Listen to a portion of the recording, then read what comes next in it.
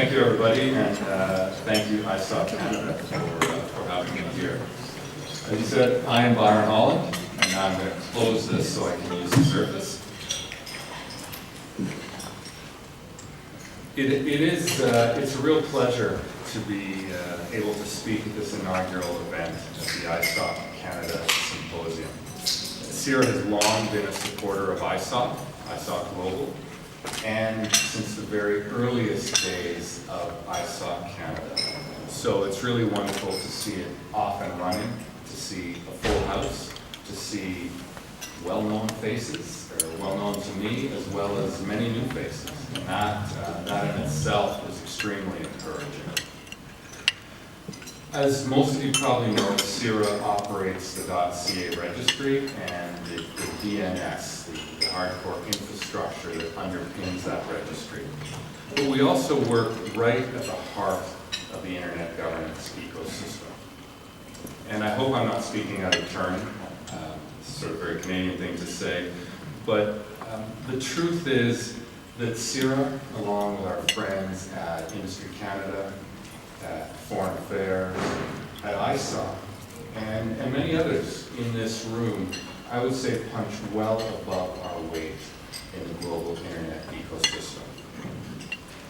As we're all aware, there are many, many benefits from the internet, both economic, social, and otherwise, that many citizens of the world have enjoyed, but not all of them.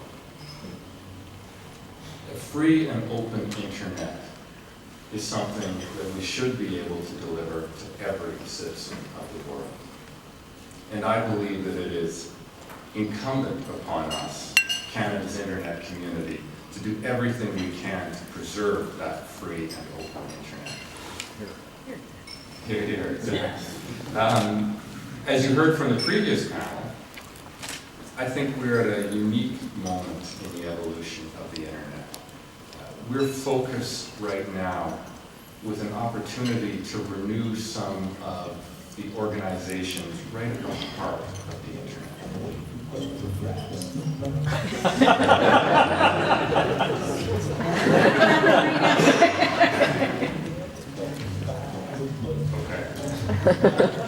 Okay. I'll roll with that. Just jazz hands. Okay. But we are right now, and it is literally as we speak. You saw Alan roll out with his bags to a critical meeting.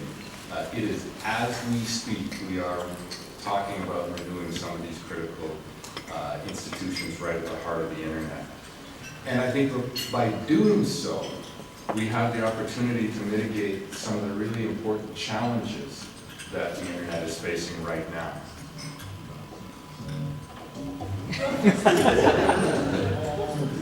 Leave your hat on. Well, it's a little bit funky, right? I think really, if you boil it down, what is really at stake is the answer to a very important question, which is fundamentally, what kind of internet do we really want? In the early days, the researchers who were behind the development of the internet really hadn't foreseen the kind of impact it would have on society. I mean, I know those guys. I talk to them regularly. And to this day, they're shocked about this little protocol they invented and what's happened to it. And in fact, I would say in the 1990s, when many of the institutions were developed to actually manage the internet, governments took a step back at that point. And they really left the running of the internet to fundamentally those who had actually developed it. The researchers, academics, engineers, technical community, civil society, and the business community. And that model of governance, where essentially all those communities had an input into how the internet was run, is the multi-stakeholder model. And it's the model that governs the internet today. But with the internet's tremendous success, we are witnessing some fundamental change right now. Politics now permeates almost every layer of the internet. However, the internet, of course, was never meant to be a political animal when it was first created. And I think it's a little bit trite to talk about the tremendous economic and social success and impact that the internet has had, but it's true. Recently, ICANN did a major global study and found that in 2016, the value of the economic value of the internet would be $4 trillion in the G20 countries alone. $4 trillion in the G20 countries alone in the coming year, and it's growing. We're also expecting to add 3 billion more people to the internet in the next 5 years. And most of those folks are not going to be native English speakers from Western democracies. In fact, the political structures that are in place in the countries where most of those next 3 billion are coming from likely have philosophical underpinnings that are quite different from those that the multi-stakeholder model has been built upon over time. And while those next 3 billion are often going to be coming from a place different from those of us in the developed world, they have every right to full access of all of the benefits that the first 3 billion people received. And I would argue they might even have more to gain. Imagine the tremendous potential that the internet offers in terms of economic and social progress for the globe's citizens who've previously been unable to enjoy what the developed world enjoys today, every day. The internet is a revolution, a great democratizer and wealth creator. And we can't forget the benefits that we, as Canadians, of course, derive from the internet. Canada accounts for a good share of that $4 trillion next year that the internet is going to generate. And I'm sure that everybody in this room is well aware of the internet's potential to address many of the social challenges that we also have in Canada. The internet, I believe, is on the verge of creating, potentially on the verge of continuing to create a better world for Canada, but for the rest of the world as well. So as we bring these next 3 billion people online, we need to be sure that we do so in a way that strikes a balance between respecting the communities, cultures, and structures that the next 3 billion come from, without losing the spirit of a true free and open internet. That's a delicate balance.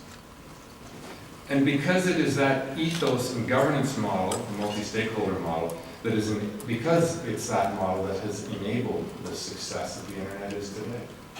I would argue, and I have argued many times, that it is the multi-stakeholder model that's the enabling platform upon which the success of the internet has been built. And the impact of the governance system is really right, it is right at the very core of the internet, around the naming and numbering system. And that is a system that operates under contract to the United States government. And the importance of that in the debate right now can't be understated, because I'm sure you can imagine how many countries feel about that. How does China feel about that? Russia, let alone democracies like India and Brazil. So for a number of years, I and many others have been speaking about some of these challenges of a free and open internet. And there are nations around the world that have been pushing for a different kind of approach to how we govern and operate the internet. More of a multilateral approach or a country-to-country approach, as opposed to the current multi-stakeholder model. And this push has been made predominantly within the confines of the United Nations, and most particularly within the International Telecommunications Union, or the ITU. In fact, numerous meetings of the ITU over the past several years specific proposals, not just rumors and ideas, but specific proposals have been put forward that would see that organization's remit extend well into the functions and operations of the internet. And unlike the institutions that currently govern the internet, the ITU is a one member, one country, one vote environment. And don't get me wrong, I am absolutely not anti-government or anti-UN. There are important, critical roles for government in the management of the internet. However, it is my personal opinion that that role should not come at the expense of other stakeholders in the governance ecosystem. The multi-stakeholder model really is a bottom-up one where all participants, all relevant participants, have a voice in the decision-making processes of how we actually operate this thing, the internet. And that model has been tremendously successful. It's not theory. This is in practice every day, and it's been very successful. In contrast, multilateral organizations, or treaty-based organizations, almost by definition, exclude the participation of other stakeholders, be it business community, civil society, technical community, because it is one country, one vote. And I think that if that happens, it has the potential to replace the dynamic, innovative processes of the multi-stakeholder model, although I'm sure some would argue they're not that fast, but nonetheless, the potential to replace that model with a more bureaucratic model that we see in multilateral institutions is certainly some concern for the internet, which operates at internet speed. And I think it would certainly be detrimental to the ethos of the internet and to the resilient, distributed structures and processes that have been responsible to date for the internet as we know it. And furthermore, many existing multilateral institutions have a history of backroom decision-making and deal-making as opposed to the much more transparent environment that we see in internet governance today. Fortunately, many democratic nations around the world, and certainly our own government, have pushed strongly, have resisted strongly against this movement to a multilateral government structure, as has the US government, which has a contract for the INF functions. So we're fortunate, but there are a number of reasons to believe that that push towards multilateralism could get stronger. And why do I believe that? We've come a long way since the institutions that govern the internet were established in the 1990s. The internet is a whole different place. It's reasonable to think that those institutions that govern the internet today do need to evolve. We've also seen a push from some actors towards that governance model that would put more restrictions on the internet. And in fact, as part of some of the UN meetings, there'll be a very significant meeting in New York later this year, the outcome of which could start to impact the global development of the internet. So at the conference to evaluate the progressive goals set out 10 years ago at the World Summit on the Information Society, the UN, at the conference this coming fall rather, will again put forward proposals to try to extend the reach of the ITU, or members of the ITU will put forward proposals. And I should take a moment to make that distinction. This is not an ITU breach, but the ITU is made up of members which are nation states, and some members will put forward those kinds of proposals. They will put forward proposals, as they have in the past number of meetings, to extend their reach, as I said, to take certain functions away from the multi-stakeholder community. And this time, support for those proposals, I think, will be greater than what we've seen in the past, given the current state of affairs with the internet. And the work that the previous panel the panel before lunch spoke about will have great influence on how that conference unfolds. And at this point, I'm not convinced it's going to unfold in a manner that will see the global community reap the benefits of the internet that the internet offers today.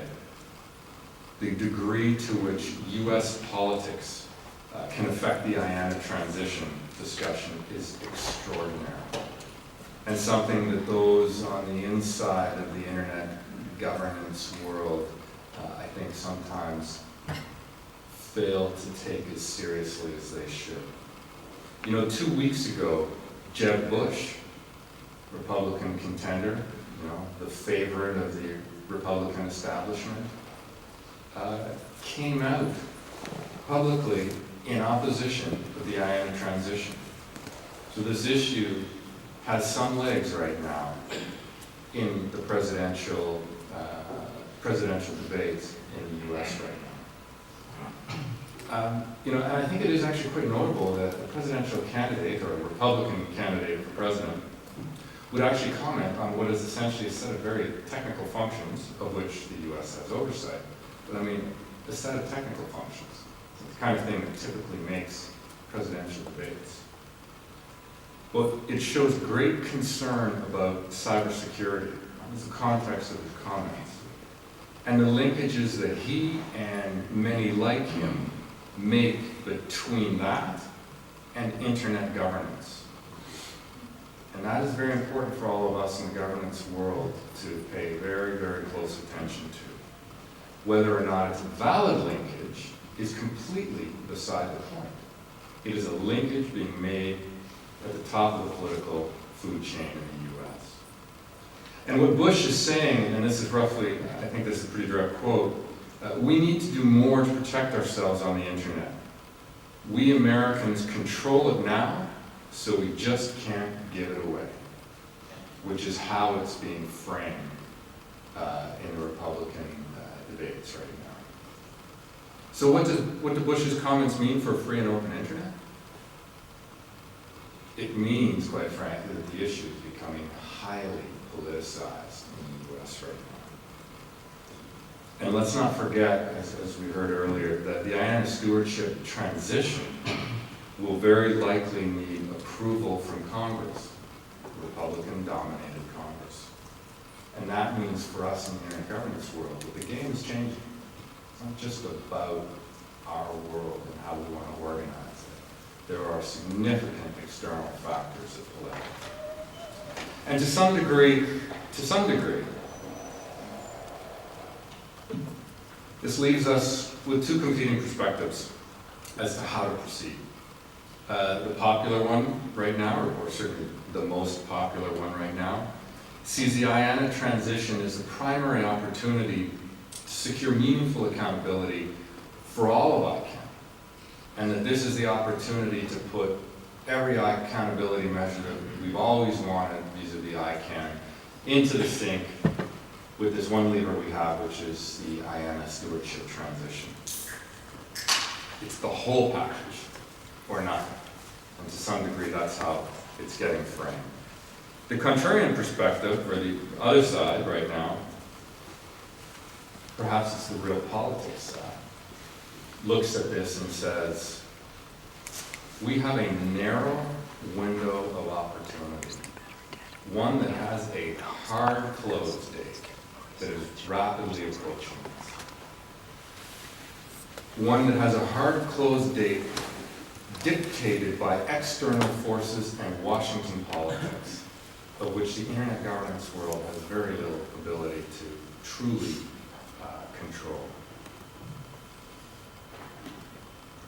So put forward the simplest base package that gets the deal done and enables the stewardship transition, and we can work on some of the additional accountability issues around ICANN at a later date.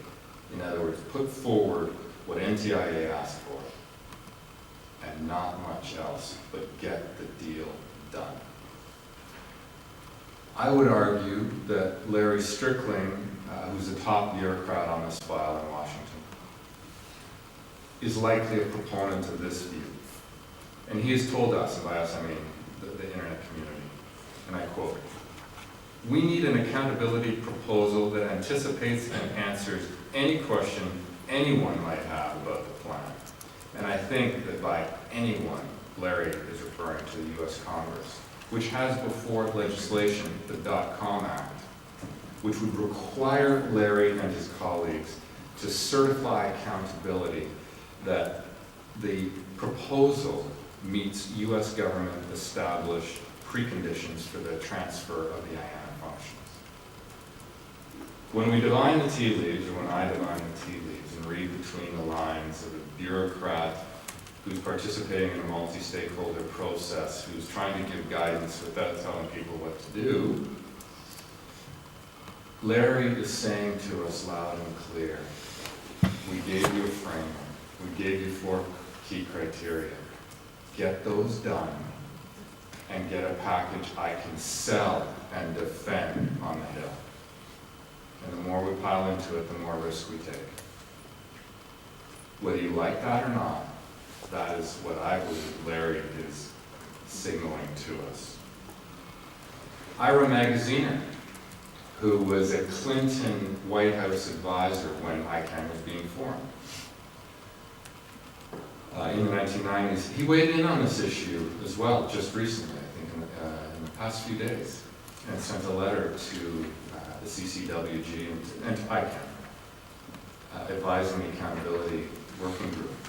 And he said, and I quote, "If your proposals are viewed as setting up a radically new complicated model, rather than being simple and rooted in existing practice, or if the proposals are viewed as too vague, there will be a risk that they are not accepted."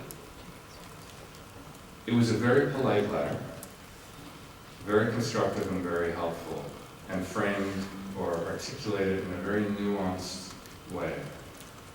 And if you listen to that sentence, the fact that he framed it started with, if the proposals. I mean, he frames it as a question, but let's face it, it's a statement. It is a statement articulating his perspective loud and clear. Which are, if there are any doubts raised about this proposal in Congress, it's not going to get through. So here we have Larry giving us one message, an architect of ICANN, a very seasoned political operative giving us a very similar perspective. So this is where we are, literally, at this moment. Larry blogged about this morning and has given guidance to the CCWG in the way that Larry gives guidance, at least. This morning, Ira's comments were this week. We have the face-to-face meeting starting tomorrow. I mean, this is of the moment material. And these are the risks we face, literally, right now, as I'm speaking. We as the community likely won't be able to get enough work done on a very ambitious package. I mean, the whole, let's call it the kitchen sink package, by the 2016 deadline. An election year in the US. And the more ambitious the package may be, the more work must be done to elaborate on it, as well as anticipate all the possible questions that Larry himself refers to. That is just a very tough deadline to try to reach. And let's look at it from a practical point of view. Pure logistics. Pure logistics. The community really has 2 meetings left to deal with this. 2 ICANN meetings. 2 ICANN meetings left to deal with it. The ICANN meeting in Dublin, where this deal was supposed to get done, is in 3 weeks. The third ICANN meeting of the year is 4 days before the US election, so that's clearly not in play. Larry will not be around for the long term. He's going to move on. That's what happens in Washington, as most of us know. Larry's an Obama appointee. A new president, Democratic or Republican, will put their new folks in place, and this issue may or may not see the light of day again if we don't get it done during the current regime. I actually think it's a testament to Larry that he stayed on this long, even that he's around still today. But I fear that we'll be losing our biggest champion at some unknown period during the process. And then there's the WSIS +10 meeting that I referred to earlier, taking place in December.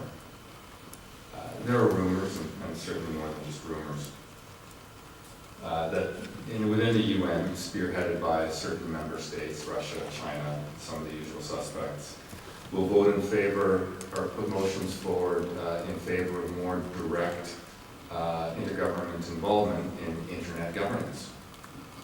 That in turn could prompt other presidential candidates to take a more specific and negative position on this issue. So the community, I think, has a number of difficult choices to make. Scale back the current proposal, focus on the core elements to meet the NTIA requirements as articulated by NTIA, and then be more impervious to challenges in the future, or continue with the fulsome package and risk having that opportunity, the window of opportunity, close. And to some degree, some of the challenges, I think, are that the community perhaps is confusing some of the means with the ends. The US government ultimately controls the IANA functions. But the community right now is kind of treating them just like any other stakeholder. And we get the sense that the community, of which I'm a very active participant, many in this room are, but we get the sense that, we think as a community that if we get the preponderance of support within our community that's contrary to the view of the folks sitting in Washington, well, that somehow that preponderance of support in our own community will prevail over Washington politics. I think we moved maybe to a new phase with this getting flagged and surfaced in presidential politics. He's increased the partisan nature of the IANA transition debate, likely to a place that we haven't, as a community, seen it go before. This is now an act of a Democratic president, which, given the hyper-partisan nature of US politics in a presidential election year, means that a Republican-dominated Congress will do their best to find the president's proposal's shortcomings. It is, I believe, risky to submit a proposal that is vulnerable to those kinds of partisan political attacks. And the sooner the internet community, we, the internet community, they in LA this weekend, they on the CCWG, they on the board of ICANN, all of us come to terms with this, I think the better off we will be in trying to get a good package done. I think this may be a classic example of do not let greatness be the enemy of good. If the Congress says no to a package that includes everything the community desires, then it will likely inflame and encourage certain governments in seeking redress within the UN structures. And if this happens, it will likely only encourage Congress to raise the bar for any potential future transfer, or worse, possibly just outright prohibit it, and prompt other presidential hopefuls from taking those kinds of hardline views. So my guidance to us, the internet community, is this. We need to come together in a very short period of time. And we need to come to a reasonable consensus on how to move the internationalization of IANA functions forward during this window of opportunity. And we need to do this without getting too bogged down in the work that would push Congress too far and ultimately block this important decision. There is too much riding on.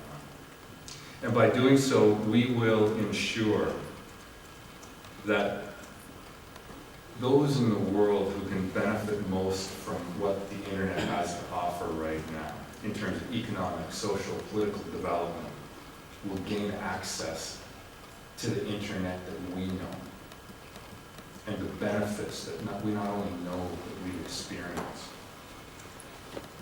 And those of us in the developed world, including, of course, Canada, we too will continue to enjoy all the benefits that the internet has provided us thus far.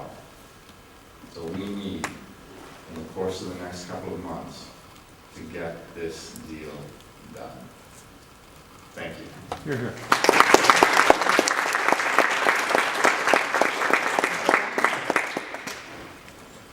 Are there any questions? So, Bryon, what's the call to action for ISOC Global 60,000 members? Like, what can, so I can talk, what is it that we can do to bring pressure on either our governments or our collective, like, what can we do? Is there campaigns we can run?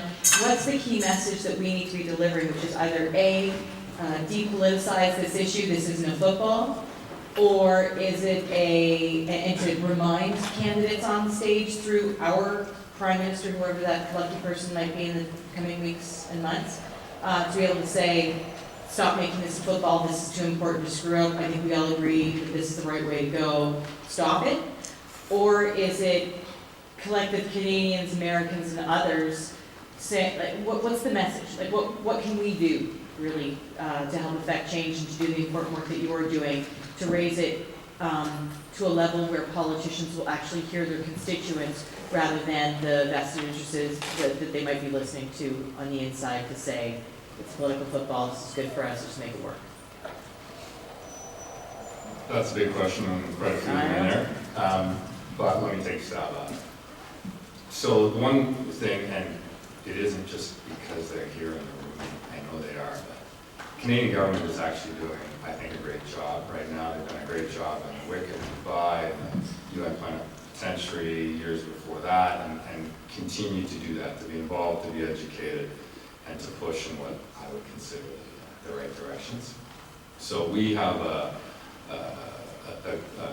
those in government who are on these files, I think, are doing what they can and need to do, although getting more and deeper intel from what's happening in Washington. I don't claim to know what our government is doing on that, but that's absolutely critical on the street there. What's happening, where are the pressure points, what are the, are there any real fault lines that we can't trip over? Because, Congress, as I said myself, it's sort of this one big organism, but obviously there are many different pieces and players who can be influenced. So any governments who are doing that, I think, are doing us good stead.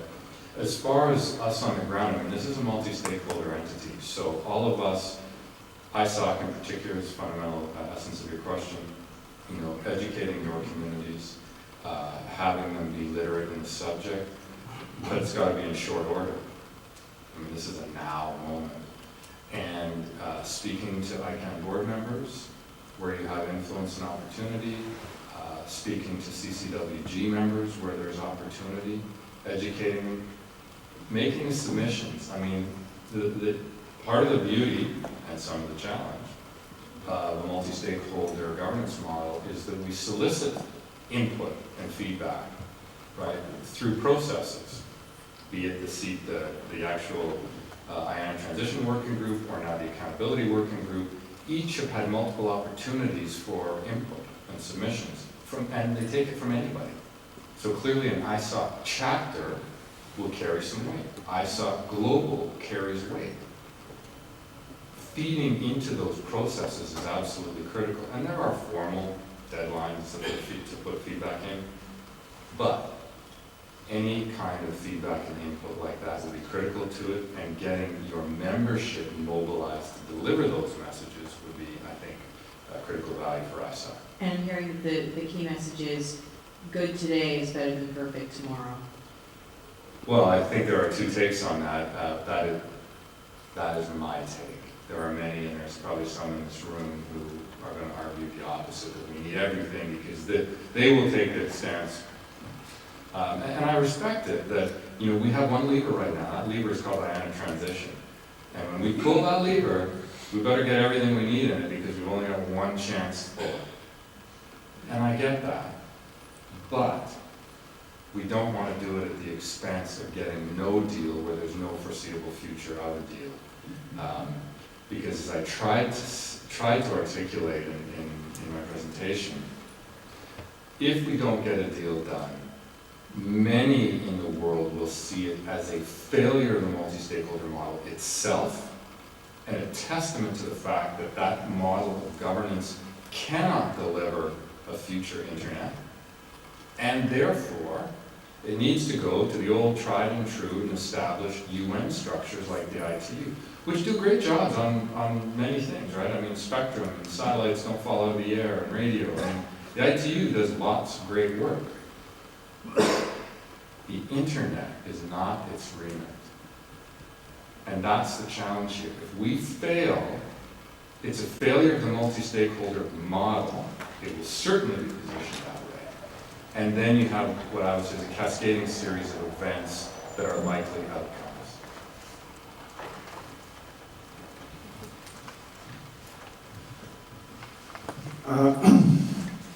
Pardon my naivete here. How often does NTIA actually get involved in ICANN in terms of decisions or involving process? And if we were to take NTIA out today, would the current structure crumble, or would it continue to function independently? And here's where I'm getting at.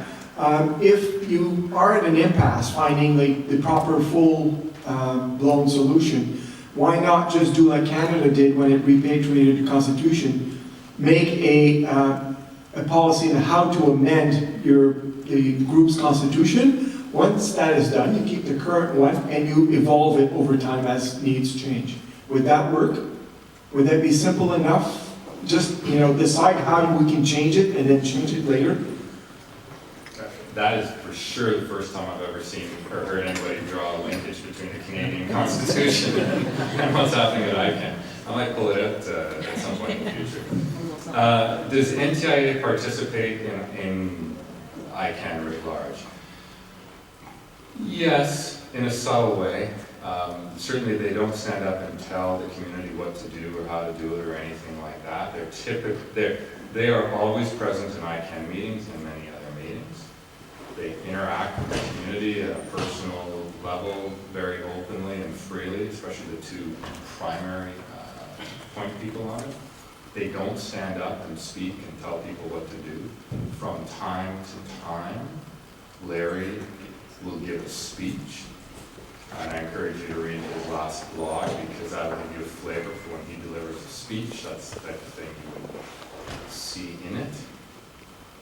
It's often the kind of classic speech where you really need to know the subject matter to understand what is being said, because it's not being said in the printed word. So they provide guidance in a very subtle and nuanced way from time to time. That's how I would say they participate. I mean, there are others in the room who are in our ecosystem. Yes. Thank you very much for reminding me. In the GAC, the Governmental Advisory Committee, the U.S.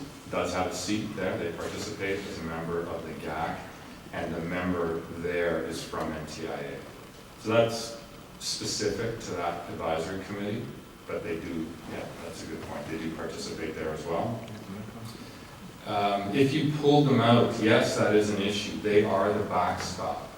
ICANN is often made up of good, committed, reasonable, clear-headed people, but ICANN, the board, who are those same people, from time to time has made questionable decisions and has gone against community wishes and that kind of thing. ICANN is the big dog in the corner of the yard. NTIA is the big dog in the corner of the yard. It just has to sit there to make sure the yard stays under control. And that is the role that they play. You pull the big dog out of the yard with no other rule set, what happens? the yard breaks out into chaos.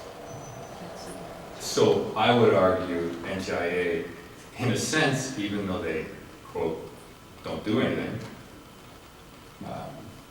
have a very profound role. In terms of your final question around the, similarity to how Canada did the Constitution, or repatriated the Constitution rather, I'll have to dust off my grade school history books, but You are young. no, I lived through it. It was in the 80s, right? Some of the work that the CCWG is actually trying to do is trying to build all of these mechanisms in. Essentially, they're trying to provide the nth level of accountability possibilities for ICANN once the big dog leaves the yard. The challenge is how much is enough to satisfy NTIA's requirements and how much is we want everything. And that fundamentally is the debate right now. It's that intersection. Where is that line in the sand between enough to satisfy, and the problem is there's no demarc, enough to satisfy NTA, not too much to piss off Congress and make it unviable. And then out there is everything else that everybody wants. And what is that, where is that DMZ? Because nobody's saying exactly what it is. We all sort of know it roughly, but you have various people trying to push, and there's various, stakeholder groups have interests. And different stakeholder groups have very different interests.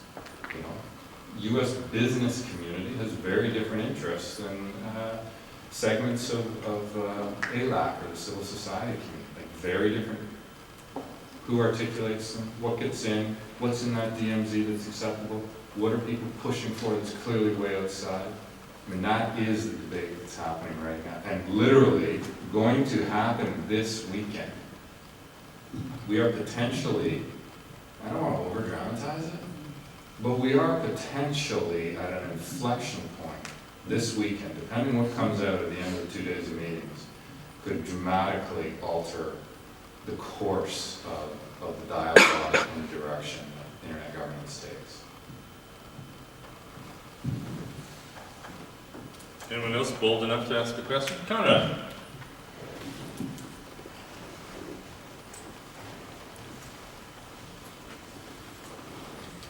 I find it very worrisome that this has become political football in the States and is now being seen as an Obama.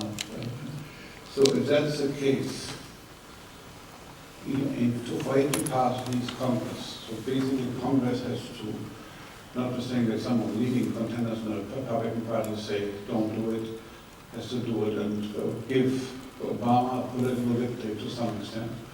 And also, what would be the argument that you sell it to Congress?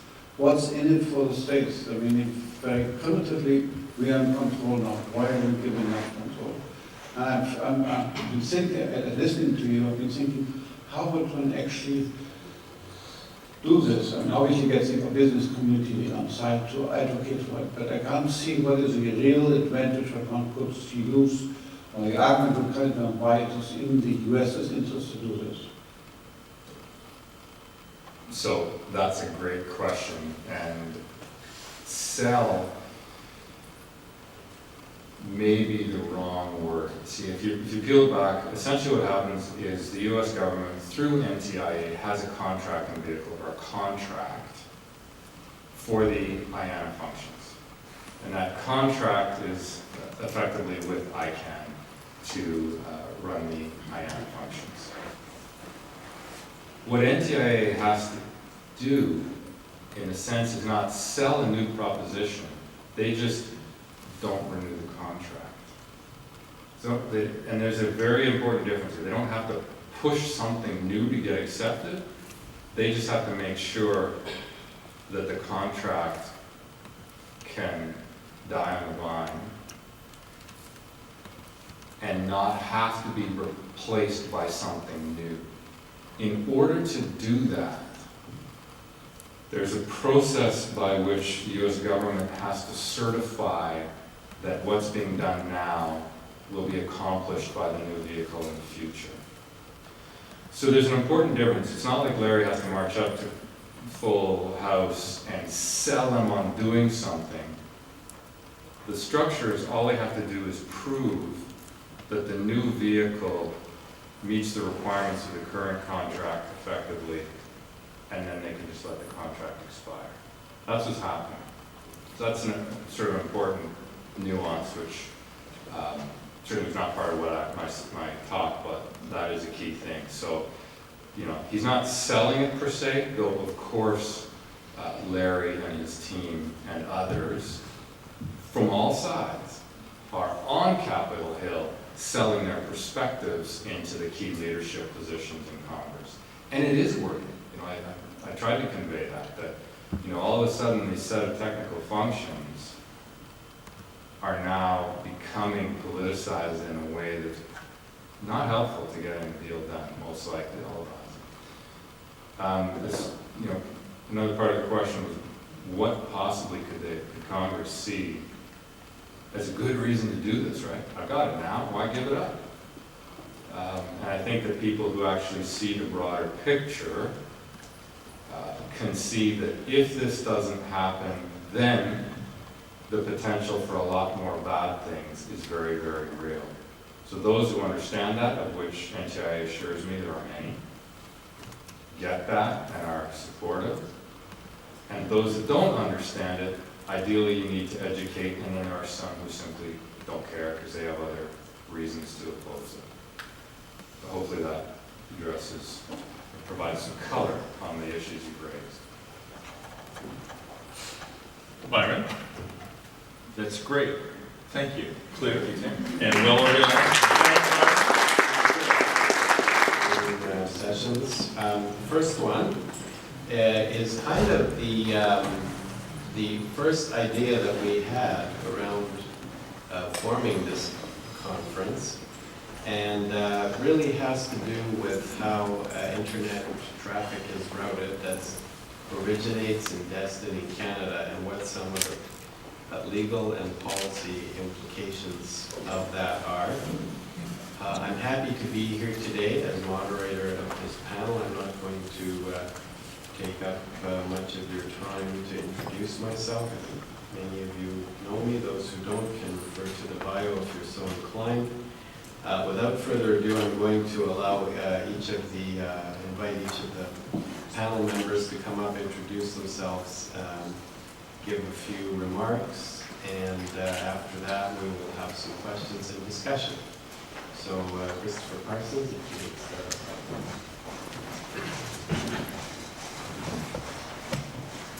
So, good afternoon.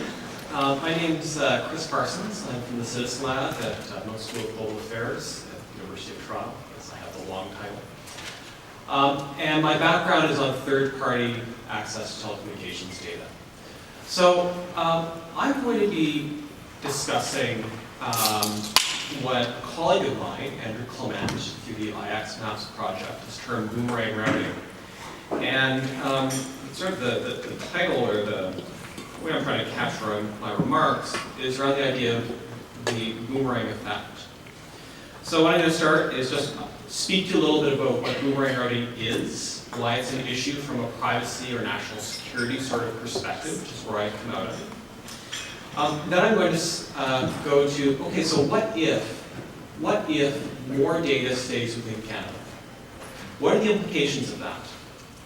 And that will be a somewhat gloomy view, because that's what I'm good at. And so I'm going to sort of end by saying, if we advance, or continue to advance, I should say, efforts to keep more traffic in Canada, what are the other policy mechanisms that we need to have established or be developing alongside efforts to build technical infrastructure such that we don't get unintended and very bad effects? So boomerang routing, very generally, is when you are sending communication of some sort to another Canadian, and in the process it dips through other jurisdictions. And so if you go to ixmaps.ca, which is run by Dr. Andrew Clement, you can see a whole bunch of instances. And so to give you one, if you're at the University of Toronto, you want to send an email to Queen's Park. That's fine. Open up the U of T local email, type it, send it. It then goes to Chicago, then it goes to New York, and then it gets to Queen's Park. So the crux of the issue is you can, depending where you are on campus, you can see Queen's Park. You can see the office that it's going to, and yet nevertheless, it's escaping the Canadian jurisdiction. So why is this an issue? So several years ago now, almost a decade actually, Mark Klein revealed that the National Security Agency, the NSA, had established splitters in a variety of major internet exchanges throughout the United States.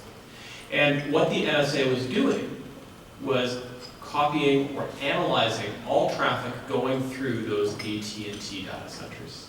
And so Klein was able to identify 5 of them, post Snowden leaks, and based again on some research that Dr. Clement has done, they've been able to identify at least 18 other locations in the United States that almost certainly function as NSA listing posts. And this means that all data that goes through them is analyzed in one format or another. It doesn't mean that all of your Netflix watching habits are stored necessarily, but certainly the fact that you're watching Netflix, the time you're watching Netflix, and any identifying information attached to that communication, that metadata is stored. And of course, in the case of some content communications, that is also stored, especially if you are a target of interest or associated in some way with people who are identified as targets of interest. So in the US, there was a 3-hop model, now it's a 2-hop model. But it meant that if you were 3 hops out from someone who is identified as a person of interest, which of course could be a terrorist, it could also mean a diplomat, or someone in, say, Industry Canada, or any sensitive place that was doing work relevant to US interests. So that's why boomerang routing is an issue, because when we're sending data into the United States, all of a sudden the NSA and other parties have much easier access to those communications. So why is this data going into the United States? Significantly, and I'll let some of the other panelists touch on this, peering arrangements, and the lack of infrastructure in Canada, and a lack of ISPs deciding to peer with one another inside of Canada, with the result being that it goes into the United States because it's the only way to actually get an email, as the example, from U of T to Queen's Park. So, localizing data, there are efficiency reasons for it. But I think that there are more broadly communications sovereignty issues. So as examples, again drawing from the IXMaps data, what other kinds of communications have they mapped where you are contacting a government agency and has gone through the United States? To give you just a quick summary of a few of them. CATSA, Canadian Human Rights Tribunal, Canadian Judicial Council, Citizen and Immigration Canada, Health Canada, Office of the CSE Commissioner, which is responsible for overseeing our Signals Intelligence Agency, the PMO, the Privacy Commissioner, the Information Commissioner, Privy Council, and Parliament. So, you know, a few actors in the federal government that do some things that are kind of important sometimes. But, you know, we don't care about government. But if you bank, if you have insurance, or do anything with those sorts of Canadian businesses, which surprisingly many of us that drop paychecks do, that data also goes through the United States. And so it both affects the way that government operates, and it also affects the way that companies and individuals engaging with companies operate. So what are the broad implications from a privacy perspective? For individuals, if they realize this is going on, it may lead to self-censorship. For corporations, it may lead to increased risks of economic espionage, an activity that I would point out that the National Security Agency, as Canada as well, engages in on a regular basis. This is part of its mandate. If you're government, well, all of a sudden if you're engaged in diplomatic activity or policy discussions or something of that nature that are confidential, and that you have not encrypted using PGP or something, which I don't recommend anyone do because it's horrible. You should use it, but it's you know, you should take how much broccoli with every meal, and no one wants to do that either. It also raises, boomerang routing also raises concerns around how we exercise our sovereignty. So how do we identify if there's a bad actor taking action if data is going through the United States? In theory, at least, we should be able to figure out if bad actors are operating in Canada, especially if they're government actors.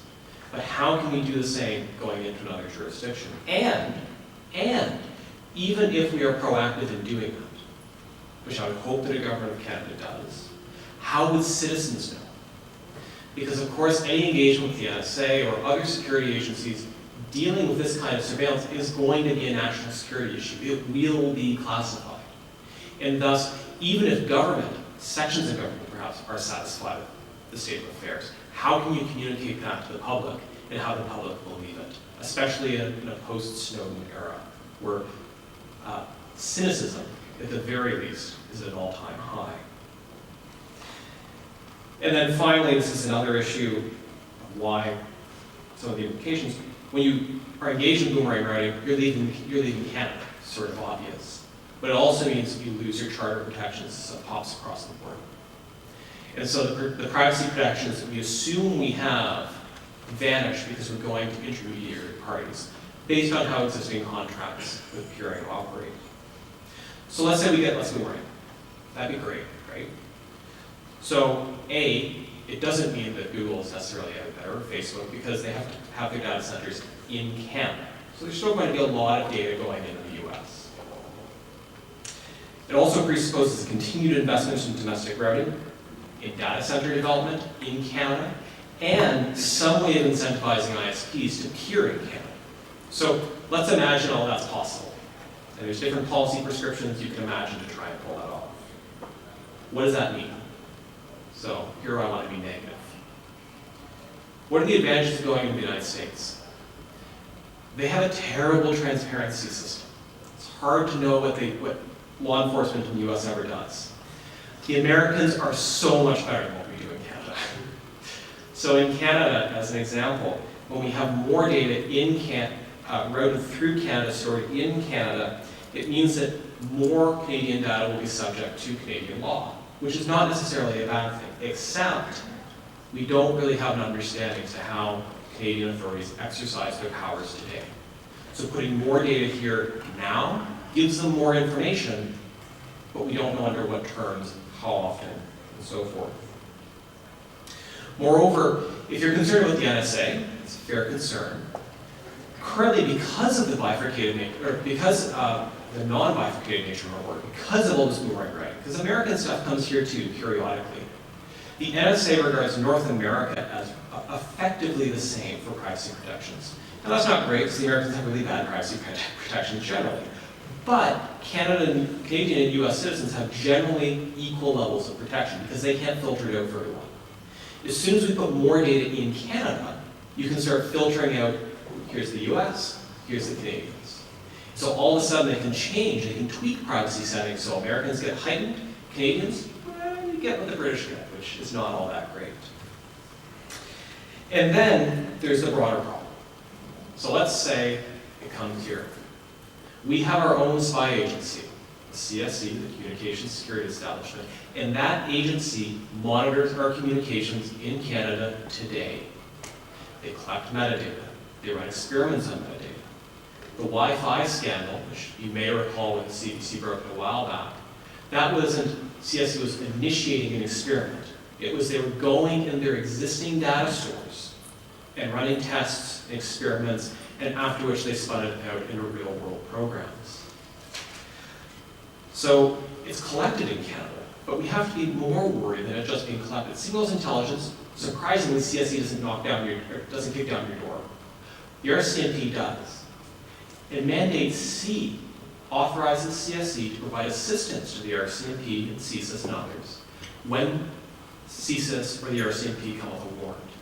So if there's more data flowing through Canada, CSC is collecting more domestic metadata, the RCMP has an even easier way of gaining access to that. Now, that isn't to say that the RCMP maybe shouldn't be tracking down certain people. I don't want to leave you with that impression. But what I do want to leave you with is we don't know how often the RCMP goes and makes these requests. We don't know how often surveillance powers are exercised. So before we bring all of our data traffic into Canada, we need to invigorate our accountability and transparency systems. So what does that mean for private industry and nonprofits, such as that often run internet exchanges? Mainly, I would argue, the starting point is the development and release of transparency reports that are rigorous, robust, and help provide a counter to government. Not in the sense that government's doing something inherently bad, but just so you can double check the government's numbers. When they say we're doing X number of wiretaps, we should be able to go and double check that that's what the corporations also say are going on. Not because corporations are doing anything wrong, but just so that we can trust and hold the government to account. For the government, I think that it means that there should be statutory reporting for the use of powers that gain access to telecommunications data. Tracking warrants, production orders, preservation orders, and so forth, those should be disclosed to the public, and they are not. Whereas in the US, there are problems, immense problems, with how they do their accounting, but they have slightly more public data revealed to them than we do. Maybe a parliamentary committee of some sort that actually addresses national security issues writ large would be appropriate. That's one of the live policy issues. But ultimately, this is where I'll end, is we need to be careful about what we wish for. There's all sorts of good business reasons for bringing data into Canada. It can be really helpful for the economy. But before we say that pulling data into Canada gets rid of the privacy concerns, it increases the security, or something of that nature, we need to have the other mechanisms in place, because otherwise we can't test to see if our beliefs are correct. Without accounting, we don't know if bringing data into Canada has actually resulted in Canadian data being better protected, or if it's simply being turned over to a whole different set of actors. So with that, I'll turn it over to the next panelist, and thank you very much. The focus is going to be the FCC, and the reason for that is that that's where most of the regulation actually comes from, to the extent there's regulation, and the people you kind of generally have to worry about most from a practical perspective. So the FCC has its general regulatory authority over communication matters at the national level. It covers interstate, between the United States, and foreign communications by wire or by radio. A few years back, the FCC decided wire included fiber. Perhaps it doesn't look like wire, but it is. However, in the United States, this is mostly not relevant to you, but communications within states by wire, so telephone service, for instance, within a state, is governed by the states, not the FCC. So that's interesting. And it creates a lot of interesting problems as well. In recent times, the FCC has asserted authority over internet access service. No problem.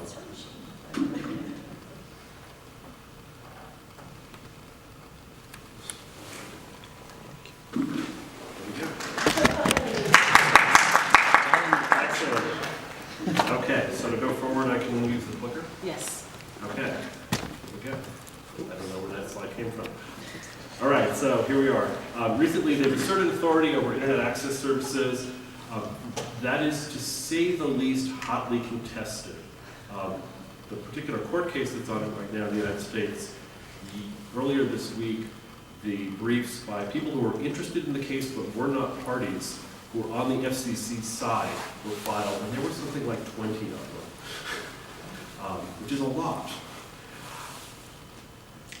The FCC has direct power over common carriers, which the FCC has defined to cover transmission with no change in form or content, and both domestic and international services are covered, so just within the U.S. or things that go from or to the U.S. to other places.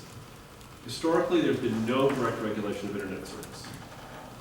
In 1997, in response to a request from Senator Stevens of Alaska, who some of you may have known as the man who talked about the internet being a series of tubes. Famous in the US for reasons that I think are obvious. The FCC decided that internet access was what they call an information service, which is something where there is a change in form or content, and therefore not subject to common carrier regulation. Interestingly enough, Senator Stevens said, gee, I think it's really a common carrier service. Would you please tell me I'm right? And they told him, no, you're wrong. That has changed as a result of the network neutrality decision earlier this year. And the FCC has determined that retail internet access service is in fact a common carrier service. And to qualify as a retail internet access service, you have to serve mass market end users and provide access to substantially all of the internet. The FCC specifically excluded a variety of services. Services provided to enterprises. So if you serve a university, service you provide at the university is not covered by the rules. Backbone and other wholesale services, and services that use IP but do not provide access to all internet. The example in the US that's most common is cable provided telephone service, which typically uses IP. There are a few providers who still don't, but the vast majority of it's IP. But it's not an internet access service because you don't get to the internet, you get to the phone users. One other exception, which everyone thinks of as sort of funny, but actually very important from a practical perspective, is what I think of as the Starbucks exception. If you walk into a coffee shop, or for that matter, a hotel, or a convention space like Shaw Center, and you get access to the internet via Wi-Fi, that's not covered by the rules. From your perspective, what that means is that in general, if you're just routing internet traffic through the US, going to a peering point and back out, that's likely not to be subject to the FCC's jurisdiction under the network neutrality rules. It's not going to end users, it's more likely to be backbone or equivalent kinds of services. At a minimum, it's enterprise. So for all those reasons, the network neutrality rules do not apply to Canadian internet service providers who route through the US, who do boomerang routing. Also, in general, most of the FCC's regulation of non-US traffic really apply only when traffic originates or terminates in the US. So if it just goes straight through, traffic generally is not thought of as subject to the FCC's rules. If a US-based transiting carrier is used, then that carrier is going to be subject to the rules to the extent that they apply otherwise. If traffic originates or terminates in the US, then it requires FCC authorization. And I think it's important to note that traffic in some cases can be treated as if it's originating or terminating if it's handed off to another carrier inside the country. This became very important actually in the 80s for international long-distance traffic, where there was a practice known as re-origination, which still exists, where you have two countries that for one reason or another, the rate between country A and B was very high. But the rate between country A and C and the rate between country C and B were both much lower. And if you went through C on the way, you'd have a much lower international rate. And there was a lot of this sort of, we'll take it to C, stop, start again at C and go on to country B routing. And the FCC determined correctly under its statute that that sort of thing was subject to US regulation. By the way, a lot of countries where they had these high rates between countries really disliked the re-origination and would officially ban it or something like that, but the FCC didn't care. They thought that was better for US carriers, so it allowed it to happen. But if you specifically stop traffic that's otherwise common carrier traffic, then you are going to be subject to the FCC's rules. The FCC has not applied this principle to peering in the United States. I don't expect it will anytime in the reasonable future. The FCC was very clear in the network neutrality order that only wants to look at retail services and really didn't care that much if you weren't a retail service provider in the US. If you are subject to FCC regulation, there are a variety of obligations. The first is entry and exit regulation. Anybody who wants to provide international common carrier services in the United States must get authorization from the FCC. It's generally not that hard, although I'll talk a little bit about some of the issues that come up there, but it is required. So, for instance, if somebody wanted to pick up traffic in New York City and bring it to Toronto, and offer that service to third parties as well as use it for your own purposes, you'd probably be subject to the FCC's regulations. Permission to exit the market also is required, but it's typically granted automatically. There are very few cases where the FCC says, no, wait a minute. Interestingly enough, there's one right now. Sprint in the United States is asked to exit the retail long distance market, and the FCC has told them they're not sure they're going to grant it. I think they probably will in the end. They have a dispute with an Indian tribe in the United States. They're going to probably have to figure that out before they get it. Regulated providers are also subjected to some ongoing obligations. They have reporting to do to the FCC, they have to pay fees, and they have to make contributions to various funds. There are some exemptions for those contributions for international-only providers, but everybody pays the fees, they did last week. And then there's a bunch of miscellaneous obligations that really are pretty low impact, but they're out there for people. Technically, everybody's required to provide accessibility for people with disabilities, for instance, for sort of common carriers providing long-term distance services. Those are not particularly onerous obligations. I want to go back to network neutrality. First, as a general rule, those rules will not apply to traffic transiting in the U.S. So if you send traffic through the U.S. and back to Canada, you don't suddenly have to comply with the federal U.S. network neutrality rules, which is a good thing. It's enough to comply with the Canadian rules, I think. Certainly you don't want to have two sets of rules where one might conflict with the other in some particular, and then you're really stuck. One thing that's an interesting twist of the network neutrality rules is the FCC has adopted, I'm going to call it principles relating to interconnection between providers. And those principles can affect the rights you have for interconnection. The only thing that's tricky about it is no one quite knows what those principles mean yet. The FCC has said it will adjudicate complaints concerning interconnection, but it hasn't had one yet. And so we don't really know. These rules were adopted in the spring or February, so it didn't become effective until June 12th. So yeah, there's a lot that's going to happen before they fully play out. But I think one thing that's important to think about here for people who route through the U.S. for internet traffic is there's potential that if that interconnection regime creates rights for interconnection, that those rights will apply to anybody who's interconnecting in the U.S., whether the traffic originates in the U.S. or Canada or Japan, for that matter. And so there may be some opportunities from a business perspective, once those rules play out, to change the nature of interconnection appearing that people might be getting with U.S. providers for one reason or another, and particularly with backbone providers. So that's something to look out for, but it's something that's going to evolve over time. Talk relatively briefly about law enforcement issues and also about national security. U.S. carriers are subject to pretty significant law enforcement obligations. They have to respond to lawful process for surveillance of people and production of records. These requirements apply to both regular common carriers, but also to internet service providers in the U.S. Carriers are also subject, and to some extent internet service providers, to something called CIRA, which stands for Communications Assistance for Law Enforcement Act. Assistance is such a nice, calm term.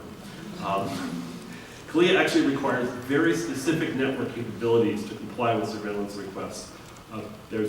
It's funny interaction. The FBI sort of defines them, and the FCC says whether or not they can apply. But to quote a former colleague of mine, when someone comes into an FCC office who carries a gun, you generally pay attention to him. So the FBI generally gets what it wants. But it's a fairly long list of requirements. Mostly they're for telephone. There are some for internet. These requirements apply to underlying carriers that are providing transport in the U.S. So if you route through the U.S. using a U.S. transport carrier, that carrier is subject to those requirements. Full stop. These law enforcement issues are often addressed in the FCC authorization process. So if I apply for an authorization from the FCC, and particularly, in fact almost exclusively, if there's a non-U.S. owner of the applicant, before I get approval from the FCC, I have to get the U.S. federal law enforcement community to be happy with me. This is a process called team telecom. If you go look in the U.S. statutes and rules for the term team telecom, you will never find it. It doesn't exist. except that if Team Telecom doesn't say okay, the FCC will not process your application. So they have a lot of leverage. But typically what they want is a guarantee that data as to US customers will be stored in the US where they can get it. They want a guarantee that you will comply with the surveillance requests that the law already requires you to comply with, things like that. It can get more complicated in big transactions. I worked on the acquisition of Sprint by SoftBank several years ago, and there were a lot of concerns in that were not related to those basic things. They were related to who you're going to buy your equipment from. Interestingly enough, those were not economically related at all. They had nothing to do with, gee, we want you to buy from the US. There were a couple of particular countries that they were not that thrilled with. I think I can say it that way. The national security, none of this is news to you. National security agencies have really broad power to obtain access to data transmitted internationally and some domestically. They are subject to authorization and legal review by a special court in the United States called the FISA court.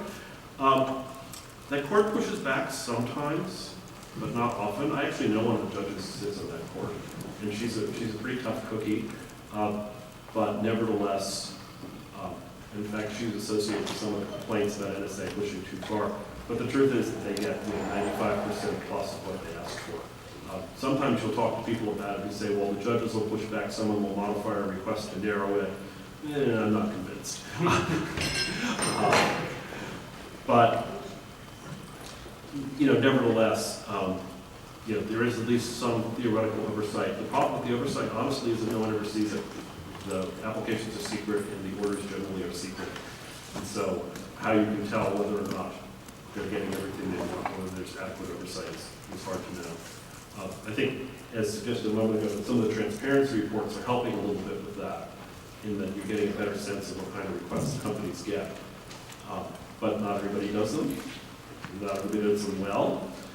Some companies obviously don't like getting requests, and so their transparency reports reflect it. A few years ago, Apple, there's a kind of request you can't disclose you've gotten. Apple, a few years ago, disclosed that it had gotten none of those requests, and people figured out that the reason they had done that was they wanted people to know if they ever got one, because then they'd stop disclosing.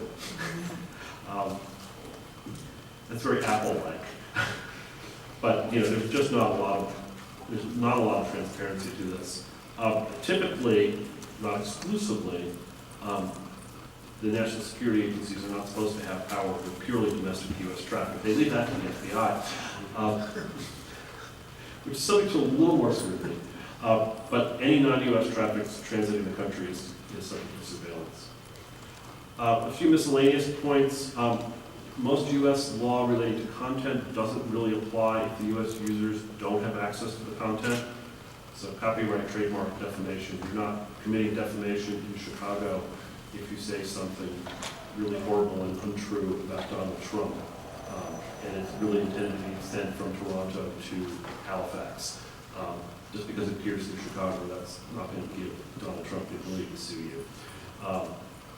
Copyright and trademark the same way. If it doesn't really alight in the U.S., you're not really going to have a copyright or trademark problem. There are some other interesting intellectual property problems related to things that are transmitted over the internet. Recently, there's been some patent cases about sort of data that is subject to a patent and the transmission of that data, but again, the same thing would apply. Just, something subject to a patent in the U.S. and it goes from Toronto to Halifax, you're not infringing the patent if it goes through Chicago. One other thing is physical U.S. border crossings. That is, if I put a line between,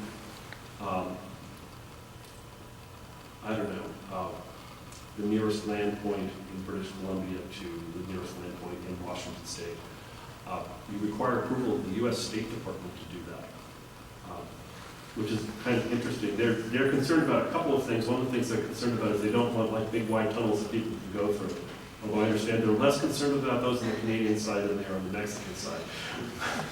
Scott Walker notwithstanding. But they do require approval. It is a pain in the neck process, and it takes a while, although if you've done your job right, they always grant them. And so that's sort of an overview of how U.S. law can apply to things coming from Canada into the U.S. and leaving or staying.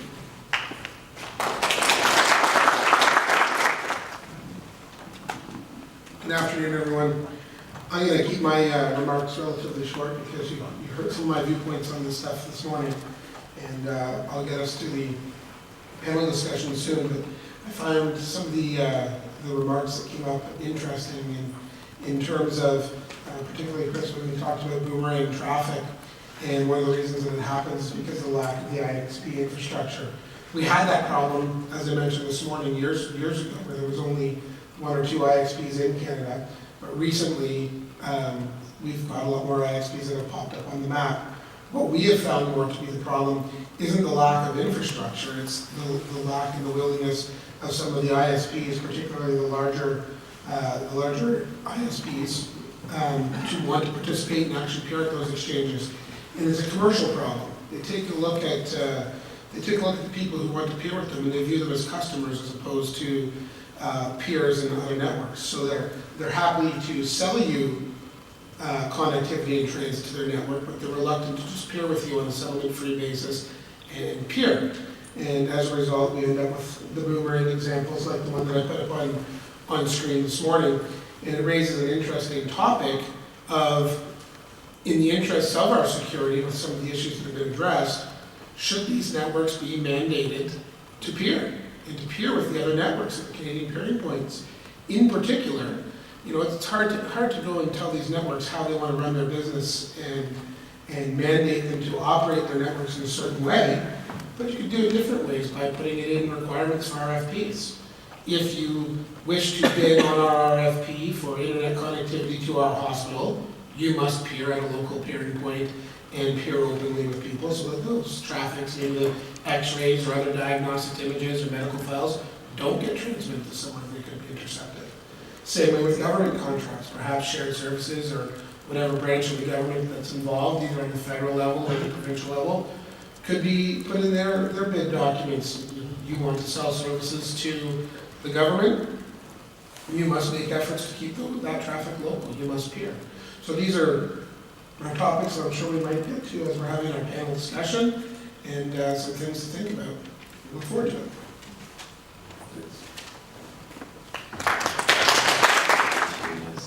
And my question to you is, and to all of you is, what kind of a regime do we have to construct in Canada of oversight to be confident that if we can take measures to keep more of the traffic in Canada, we're actually going to be better and not worse off?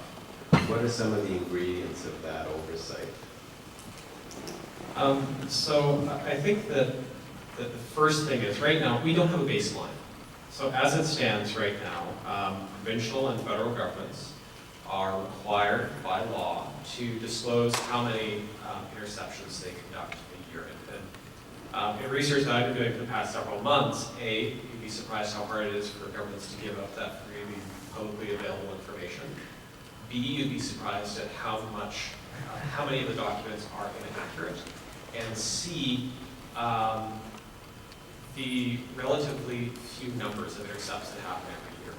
We know where it comes from. It's all the other kinds of surveillance that have arisen over the past, probably 20, 25 years as we've developed new technologies, new surveillance powers, and there's been a lack of accompanying transparency.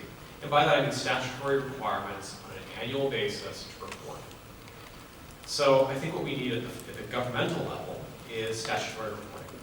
So how often is subscriber data being accessed? How often are production orders being served to either companies or data centers or what have you? How often, in effect, is the government using all the tools that they have developed and expanded, especially post 9/11? Corresponding with that, however, I think that one of the ways to encourage government to be transparent, honest, use the words that you want, is that's where it's really up to the corporate world to come together and develop a standardized system to explain the orders that they're receiving, how often they're being received, and so forth. And you need that to do the check and balance.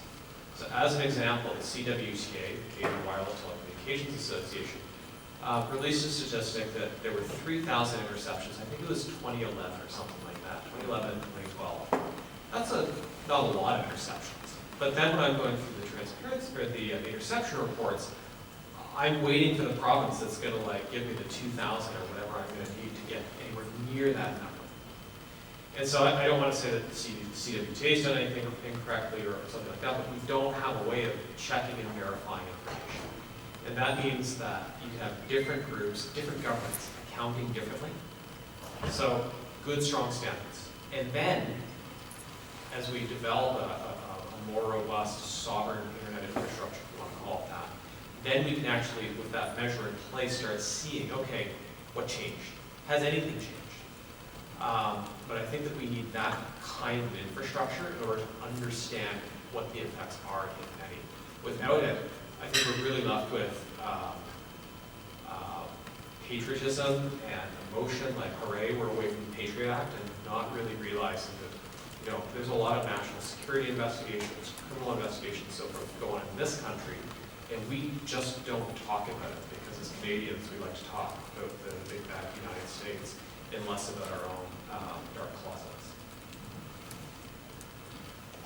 As to the question with the ingredients that are required in terms of oversight, following up on Chris's answer, I think the challenge is going to be finding the delicate balance between providing the oversight that's necessary without giving away too much information to the bad actors that are out there. For example, in the example you used where one province could see the numbers could show a huge number of intercepts or lead bad actors to believe that the technology is more deployed in a certain area or another, could lead those bad actors to just go and operate in different parts of the country. So when we're developing these pieces of oversight, we got to be very cognizant to make sure that we're not tipping the hands to the bad actors to circumvent the security measures that are actually in place, while at the same time finding that oversight that people want to see. I think there are things that are useful and instructive about what happens in the U.S. and many of them are sort of how not to do it if you want to have things that are transparent. And one, I agree that consistency and transparency reporting is really important. And it's important also to understand from the perspective of how these things work, the extent to which these requests come in various categories. For instance, for a long time I was working with internet service provider clients in the U.S. A particular one on sort of all law enforcement issues is they were trying to sort of parse out how to analyze all of them so they could stop calling me. And that's the goal of every client of a lawyer, figure stuff out so you can stop calling him. And that's all right. But it turned out they did not get a whole lot of what you think of as surveillance requests. Most of the requests were record requests where they wanted to know what sites someone had gone to on date X. Many of those requests turned out they couldn't answer because they didn't keep the records past 6 months or whatever the time frame they were asked for. And by the way, most of those turned out to be child pornography investigations, which was interesting in and of itself. Every once in a while you get a request related to a divorce, but that's different. And everybody knew Ashley Madison, so. But in any event, it's important to think about the kinds of things that get asked for in developing something like a transparency report, and also to think about some level of oversight. I wouldn't recommend the way the FISA court has worked in the U.S., but the idea of people whose job it is to look at, or judges who are generally already involved in criminal cases, to look at national security level requests and say this is okay, this is not. That's a good idea. The implementation could be a lot better than it is in the U.S., but I would recommend the idea as a way of creating a level of oversight. So you just don't have an agency that says, I want that, without a real check and balance before it happens. It's not that great to have a check and balance after it's happened. The disclosure after someone's violated the law or deeply invaded someone's privacy is not as helpful as having to stop them in the first Reasons to keep morning in Canada, right? From privacy's perspective, until we have all the pieces in place, if it does come into Canada, then we can retrofit accountability and transparency at some point. We should do it regardless. So I don't think that there's a better or worse. It's a good idea to bring it here and then build the infrastructure, if that's how it works. Preferably, it would be developing these systems in parallel or ahead of, significant expansions in Canada. However, I mean, I can imagine some ways that corporate actors might be motivated. So if they see it as a competitive issue or something like that, then they might be motivated. There's some carriers in Canada currently do release very transparent first routing. But for the federal government of Canada, I mean, there's been a series of security bills that have gone through. And actually what we saw is a reduction of accountability. So in Bill C-13, the prior version, the almost passed but not quite lawful access legislation, where our minister stood up and said, you're going to stand with us, you stand with the child pornographers. Part of that included a statutory reporting requirement for subscriber data requests. That was attached to a really bad proposal that law enforcement would get warrantless access to that data. But nevertheless, we could have kept that accountability measure because subscriber data requests do happen under warrant in the government. So I don't know how exactly you convince the federal government of Canada or what kind of crisis it takes to actually get that kind of statutory reporting. So some of the work that I've been doing is ATIPing and using the access to information and privacy legislation. And that is iterations in provinces all across the country to actually ask the kinds of stats that I want. And curiously, you actually find that some jurisdictions, some policing departments keep the data already for internal accounting.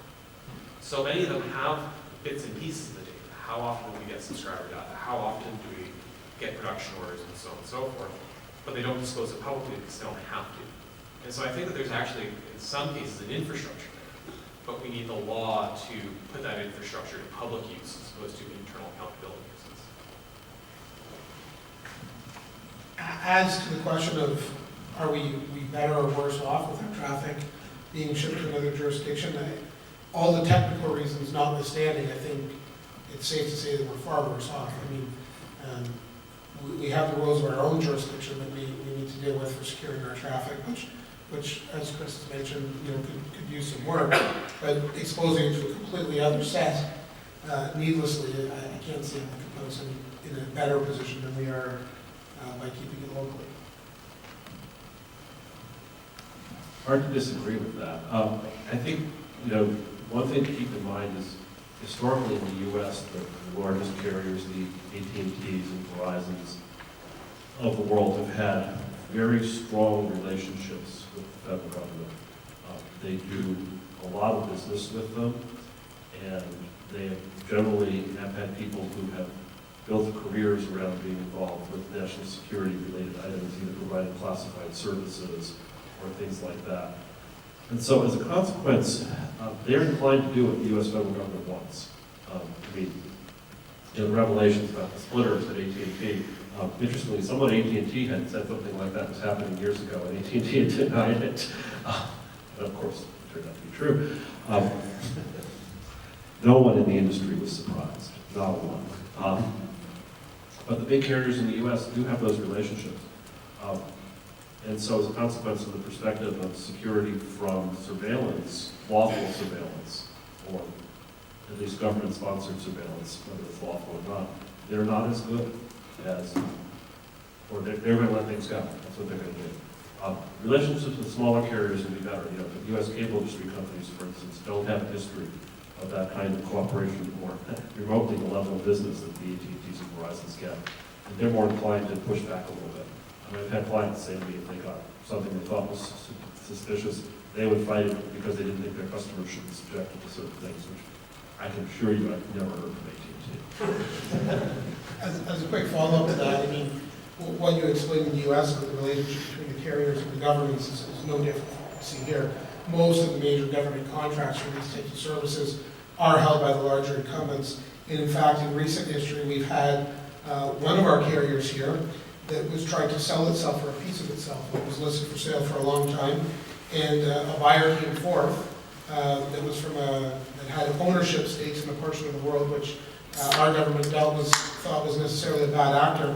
And the government actually stepped in and stopped the sale of the carrier to the new owner on the basis that it was not in the national interest because large amounts of government data were carried over the network, and they presumably didn't trust who the new ownership group would be of the network.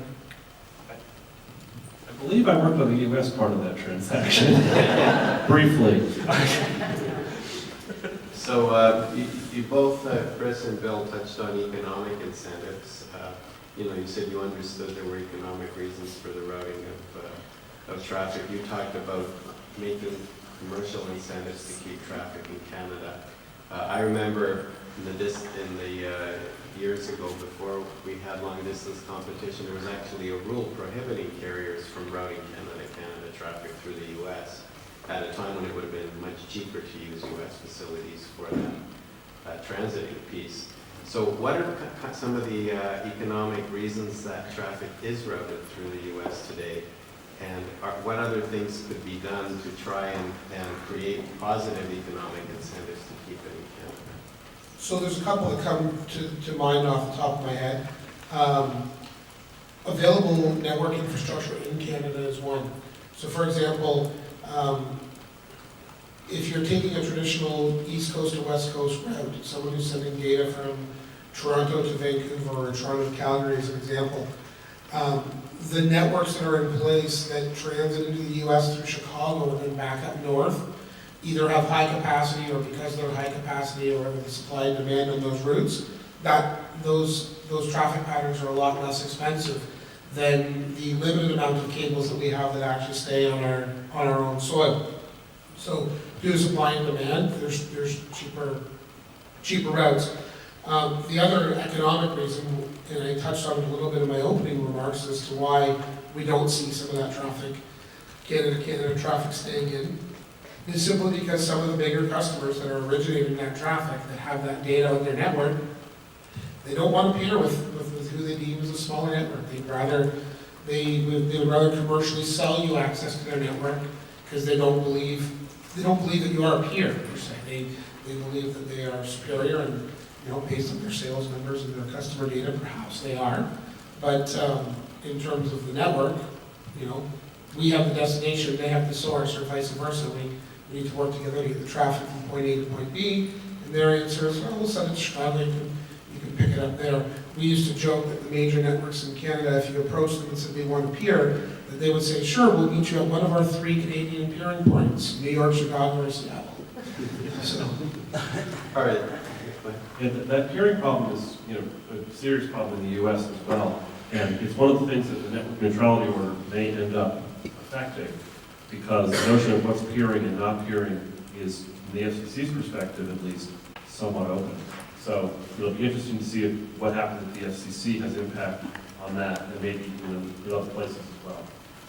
I see there are some questions, so rather than me monopolizing the time here, I'll defer to the microphone. Okay, thanks, Chris. Marita Mall. I just wanting a little clarification on something I think you said, Mr. Harrington, but I think I'm confused on it. Did you say that it made a difference if the carrier that was carrying the data into the U.S. was a Canadian-based carrier? A difference with respect to the interception? Did you say that? Not particularly that it's a Canadian-based carrier, but from the perspective of the interception in the U.S., if it goes, first of all, goes to the U.S., whether it's on its way from Toronto to Vancouver or on its way from Toronto to New York City. Once it's in the U.S. for international traffic, it's just a lot easier under the U.S. law for it to be intercepted. And as was pointed out at the very beginning, practically it's also unfortunately a lot easier for it to be intercepted. Yeah, I did misunderstand. I thought you had said that you were not intercepting data that was coming through Canadian carriers. Personally, I'm intercepting nothing, I promise. I mean, no, I know what you mean. I know what you mean. Yeah.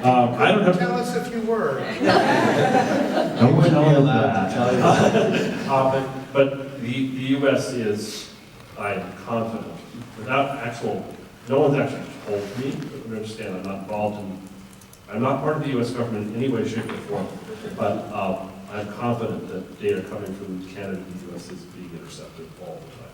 Oh, that's what I Sorry. thought too. Thank you. Sam. Okay, Sam Lanfranco. I'm either hopelessly confused or incredibly stupid. It sounds to me like we're talking about the low-hanging fruit in this area. 35 years ago, I was at Minwood Hill Station working with Lockheed Aerospace and Ford, and they were part of Echelon at that point. They were collecting everything that moved around the world, period. Now it's called PRISM. Canada's Canadian Security Establishment has that large base just about 25 miles south of here at Lettram. From what I gather, they collect everything. I mean, they don't have an internal remitter constraint that says that anything is sacred. So are we just trying to protect some little pipes that are down here, but there's this other stuff going on, or am I just wrong? I don't think you're wrong. I think it's chipping away at different parts of the problem. And so one of the points that I raised is by bringing data into Canada, it still is monitored. It's just by our communications security establishment as opposed to the National Security Agency. We're part of that team. We're part of the same team. And so coming here doesn't mean that all of a sudden Canadian data is blinded. It's not kept away from the Five Eyes. Now, the one change is, were we to develop better policies, or maybe we have truly fantastic policies that have simply never been disclosed anyway, they could be disclosed and discussed, and so we could then develop Canadian reforms to maybe adjust how, say, metadata, content, and so forth, that CSE does collect, and reform how it's collected and shared, and so forth. And there is a constitutional challenge right now, exactly around this point, that's been launched by the British Columbia Civil Liberties Association. So, you know, if they get approval for standing, which is where they're still at, and then they go through the courts and up through the chain, then, you know, hopefully we'll have a good answer in, 5 to 10 years. But I think that it also comes down to who are you securing the internet from? And so in my presentation, a great deal of it, because of the area that I do work in, is signals intelligence agencies. And does coming into Canada protect you or secure you from it? And I share your position. Maybe, but not really. And in fact, it may get worse, because now there's more data that's exposed to more Canadian actors, whereas right now it may be blind to. That doesn't say that, we want to keep stuff hidden from the police necessarily, but, in a security model, any party that can access telecommunications that isn't authorized by the two communicating parties is regarded as an attacker. So you actually expand the number of attackers that can get to that communication. But again, if it is here, then we can in theory develop reforms. But that requires a significant political will, and I think there's more technological will or business will at this point than there is a political will to go with it. One thing that I wanted to add to sort of follow up on the previous question from Brady's question about whether or not the carrier involved was a U.S. carrier or a Canadian carrier. One thing that's often concerned me is that even within Canada, we have a lot of American carriers operating here. So for example, I can think of a few carriers, Cogent Communications, XO Communications. They've come to Canada and they've bought routes on Canadian cables that link Canadian cities. So if I'm in Toronto and I want to buy high capacity connectivity to Montreal, and I go to the market to see who there is, there's a few American companies that will sell me traffic on that route, and they'll even put their hand up and say, and your traffic will stay in Canada. My concern is as an American corporation with American directors operating here, what happens the day when those American corporations get an order served on them in Washington saying, we want you to monitor that route between Toronto and Montreal? So there's even becomes the concern of can the arms in the hands of the regulations and policies in the U.S. reach into Canada and affect the American carriers who are operating up here? That's a really lovely thought. If they're smart, they've created Cogent Canada Limited, and they can say that's a different company. But that's a real concern. And I think that the other reality here is capabilities versus what people do and what oversight is placed over them. I think that one of the things that Snowden revelations told everybody is that one concern you should have about security agencies is that there may be formal constraints, but how close do they stay to those formal constraints? One good thing that came out of it is, the revision of the Patriot Act in the U.S., which is problematic in many ways, nevertheless pulled back on some of the things that they could do. The 2 steps instead of 3 steps is actually a pretty big change. We'll see how well they follow it, or maybe we won't. But nevertheless, it's the legal constraints, it's the policy constraints that are placed on those agencies, not the capabilities. Because the truth is, they can monitor everything, and they get cooperation to monitor everything if they push hard enough on the companies. And not to be dark about it, but of course that's as true in Canada as it is in the U.S., and it's probably truer in some other countries. I mean, there's still a ton of countries where the telephone network is owned by government. And, what limits there are on surveillance in those countries? Not many. Whoever's next there. Mr. Parsons mentioned a number of exchanges in the U.S. where the NSA has direct connections. That's a theoretical example, and it's probably real, but that CSE connects to the TorIX switch, as well as the carrier hotel at 151. I guess, would it just need a warrant to connect to those switches? And once that warrant is in, that sort of vanilla warrant is done, they can listen to any ISP, any traffic?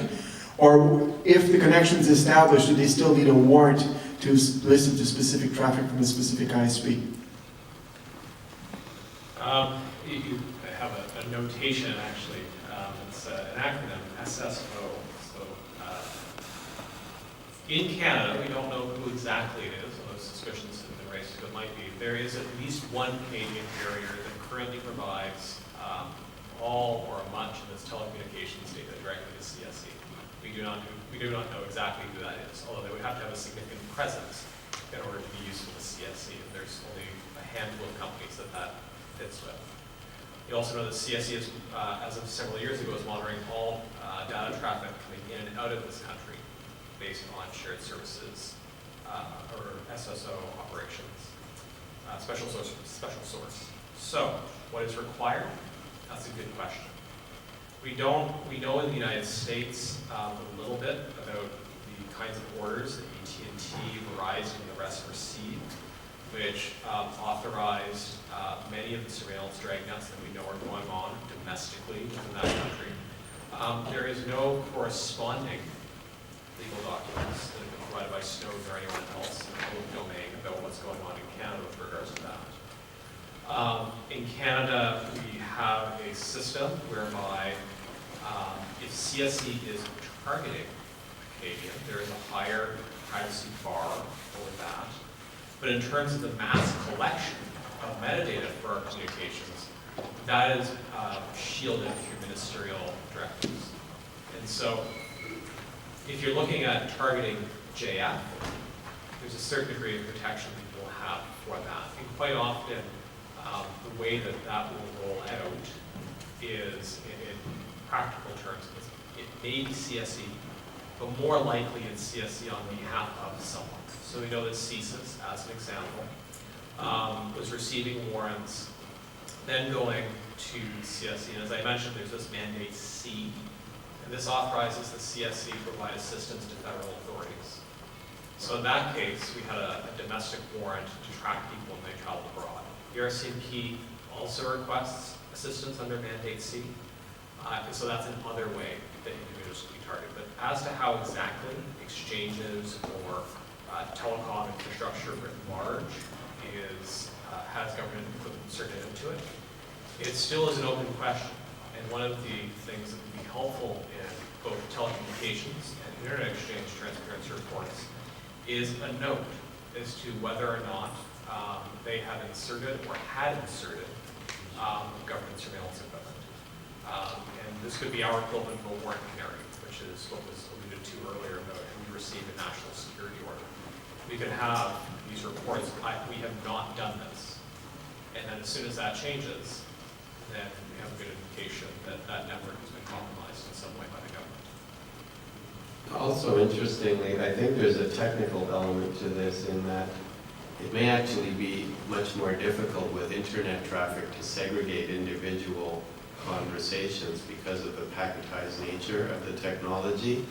So in order to surveil, it may actually be the case that they have to take big streams inserted in the network just to be able to extract the specific traffic they're specifically looking after pursuant to a particular order too. So I don't know to what extent that's true or not, or whether there are technical solutions around that. But some of these aren't purely legal questions. They can end up being a mixture of legal and technical issues as well. Hi, good afternoon. My name is Michael Walma. I'm Director of Foreign Policy Planning, but I also lead on Internet foreign policy issues at the Department of Foreign Affairs Trade in Canada. And I was not going to really raise my head here, but I did want to take the floor to speak to this issue a little bit. I do not work for the CSE or for CSIS or for the RCMP, but part of our job is to participate in discussions internationally with respect to privacy rights and what is lawful, what is not lawful, and the practices of our civil intelligence agencies. We have, as a government, stated repeatedly at length in a number of international organizations that our intelligence agencies act lawfully in accordance with Canadian law in all circumstances, and that we have in place provisions to both respond to complaints about the activities of our security agencies, but as well review their activities. There is a perfectly good debate that should take place with respect to what that legal context is, how it is implemented, how it is reviewed, but I would like to insert into this discussion a sense that these are Canadians who are very dedicated to the security of Canada, who are operating to the best of their abilities in the interests of Canada, who are not interested in trampling civil liberties or ending democracy in Canada, and are, to the best of their abilities, acting within the constraints, the appropriate legal constraints that are upon them, and they are not trying to bypass them. I would add that there's a lot of concern expressed about the idea that there's a barter system among the Five Eyes where, we can't, we as a government can't follow Canadians, but say the Americans can, and then there's a marketplace for this information. GCHQ and CSE have both gone on record in saying that that would be unlawful. They are not allowed to seek information from a foreign partner that they themselves are not entitled to get legally. So there is a real debate that needs to be had here, but I think we should also be a little bit careful about kind of indulging in our darkest fantasies. Thank you.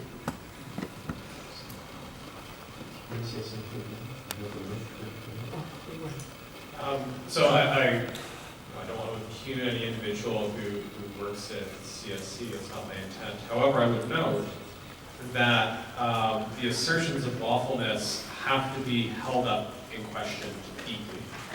So to begin with, the CSE Commissioner, which is responsible for reviewing CSE's operations, has repeatedly for, I'm going to mix up the number of years, but I think it's at least a decade or thereabouts, has been warning that there is an interpretation the Department of Justice and CSE have about how CSE operates that the CSE Commissioner does not necessarily hold, and has been calling for, his word has been clarification.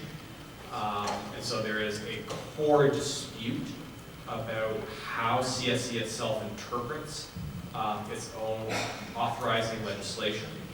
Moreover, we know that the Department of Justice, obviously, as a government lawyer, is preparing briefs to explain the legality of operations that CSE is conducting.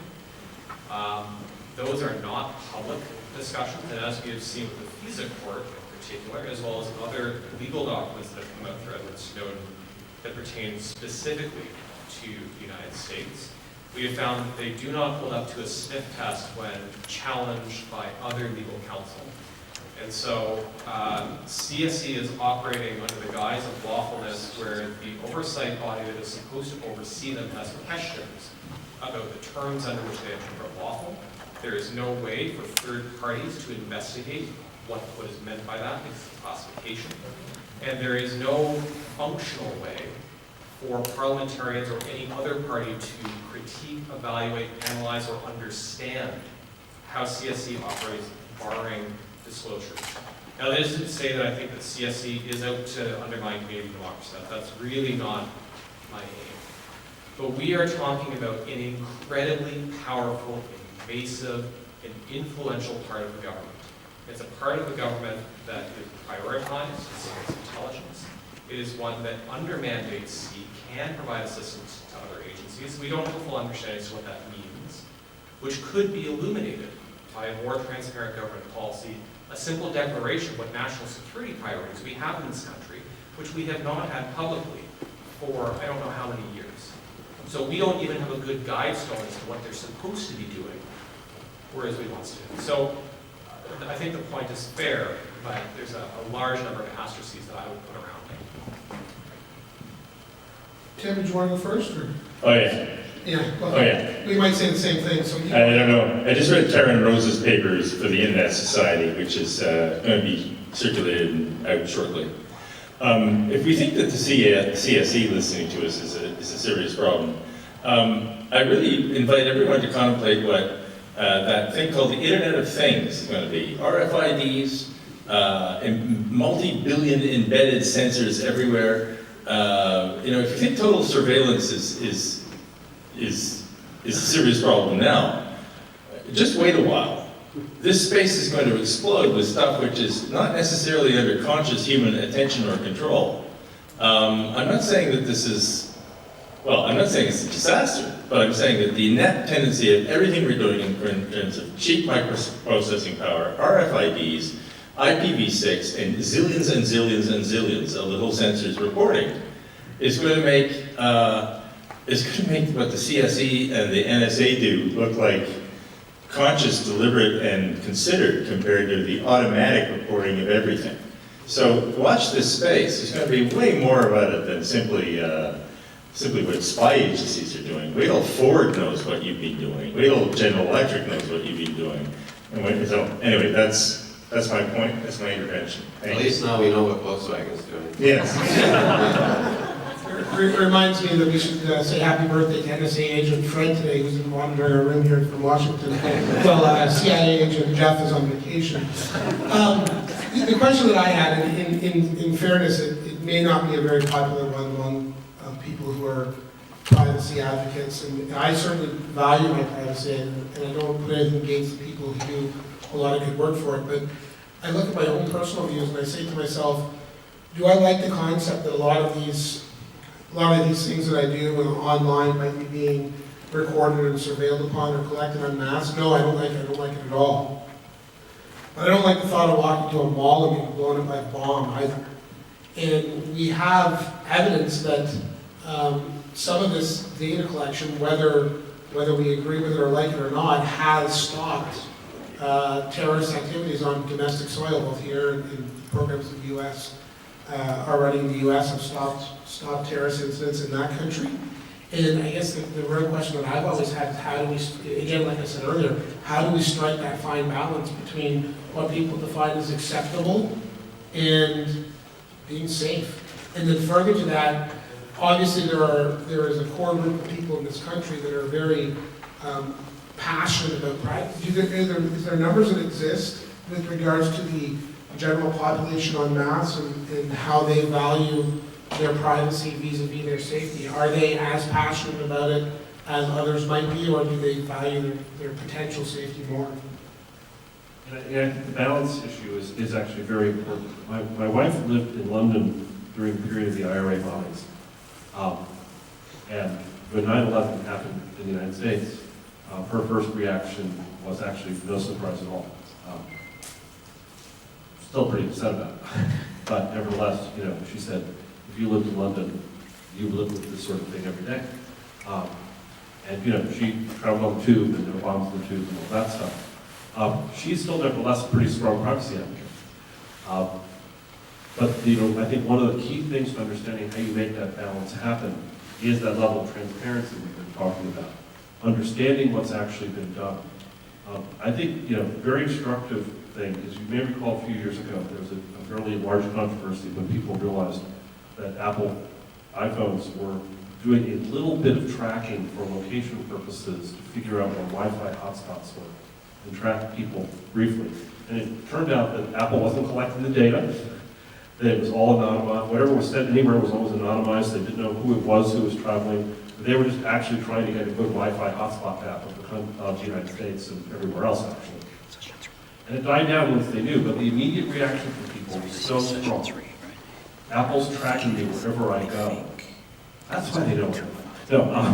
But nevertheless, it was so strong. And I think that you have to think about that balance. You have to give people the information to be able to make that decision. Do I want more surveillance or not? The UK right now, if you're watching a UK crime dramas, there are all these things about how much video footage they have everywhere in, say, London. Well, that's true. That's real. That's not made up, unlike, CSI, where they can do DNA analysis in 10 seconds. That's a real thing. The British have made the decision as a country that they want more surveillance because they think it makes it safer, video surveillance. But you need the information to make that decision. And I think that's what's really critical, is having an understanding of what's being done. And that, the U.S. government was pretty unhappy about this, and a lot of people in the U.S. were pretty unhappy about this. But that's the real value of the Snowden revelations. There's suddenly a whole lot more information out there about what was being done so people could understand it. And I think that's a model that's useful for thinking about not having this sudden gout of information sent out about what the Canadian government is doing, but that more information helps people make a better assessment. Understanding you can't say, and we had a warrant on John Smith, and we had a warrant on Jane Doe, and they were for these reasons. But you can say how many there were and what they generally were for, and I think that's a good idea. So we only have 2 minutes left, so very quickly. I'll be quick. Close the mic. I did work for CIRA, and I did not leave in anger. And while I worked there, I did feel that if I saw something unlawful, I could say something about it and it would happen. And I saw a lot. And I agree with what Mr. Walma said, that sure, there's room for debate about what the law actually enables CIRA to do.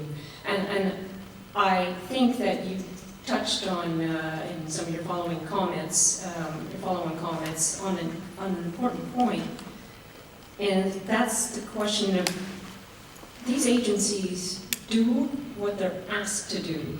There's political direction there, and so that gets down to the priorities. And sometimes the priorities, aspects of the priorities, have actually been discussed publicly, right? I mean, obviously during the Afghanistan mission, it was very clear: support to military operations, priority number 1. And I think when we listen to what CISIS is saying, they're saying counterterrorism is a very, very high priority. Maybe it's too high by comparison with something like counterintelligence, for example. So there are public references to what the priorities are. But to get to the point of the emphasis that we put on preventing terrorist attacks, we don't want that to happen. And I think pretty much every single CSE chief that has appeared before Parliament, that's where I work now, Library of Parliament, non-partisan, has said, this is what we've been asked to do, is to provide intelligence that prevents attacks. Well, that creates a certain dynamic, okay? I mean, they don't do mind reading yet. It does create a collect-it-all mentality, I would venture. It does emphasize big data analytics, because basically what you're trying to do, if you don't, there's a lot of unknowns, right? Unknowns. That's the nature of where terrorism has gone today. You have the lone wolf scenario. And if you're asking to prevent that, well, dream on, but you're also creating a dynamic. So, there can be a discussion around that as well. And me, one of the motivations for leaving CSE was actually to interface more with parliamentarians, because at one time, I naively believed that there would be potentially some value in creating either a committee of parliamentarians or a parliamentary committee to engage in some of that oversight. I haven't completely given up on that notion, but I think I've become a little less naive about it, because it is people don't read. Read the law, understand the law, don't read too much into it, ask the right questions and listen to the answers. And don't assume it's always a lie. Sometimes they tell you the truth and that gives you something to work with. You know, so I think that there really does need to be more of a dialogue and it needs to become more informed. And I really treasure what the presentation that you gave today, Chris. I don't want you to think I'm attacking that, but I want to be clear on that. You know, we rush in too much with judgments about what it is that these agencies are doing or why they might be doing it. The context. So just one point, so you're correct, the national security priorities used to be disclosed, but I think it's been since, I think last one was 2007, 9, somewhere around there. And then there was a cessation as to the public publication of what those priorities are. So I think you're correct, you can try and define what they are, but the divination is different from the government actually being explicit and saying, here's what we're tasking CSC to do. I think you're correct, CSC isn't involved and presumably is not involved in sort of lone wolf doing what they want to do. I mean, they don't. They have a mandate, they have operations, they do have safeguards. But I think the part of the challenge and the difficulty is that in addition to identifying possible individuals or groups who may be involved in terrorist activities, they also have a lot of other hats that they wear at the same time. In foreign intelligence collection, it is not just finding the next Osama bin Laden and Al-Qaeda, but it's also, there's a UN meeting coming up and it's important. We need to know what foreign leaders are talking about so we can brief our leaders at discussion tables. And we know that that happens. Also, we know that CSC is involved in proxying through, for legitimate intelligence reasons, using unsecured computers from which they then launch their own activities. And that provides plausible deniability, and you know, you can understand the intelligence rationales for that.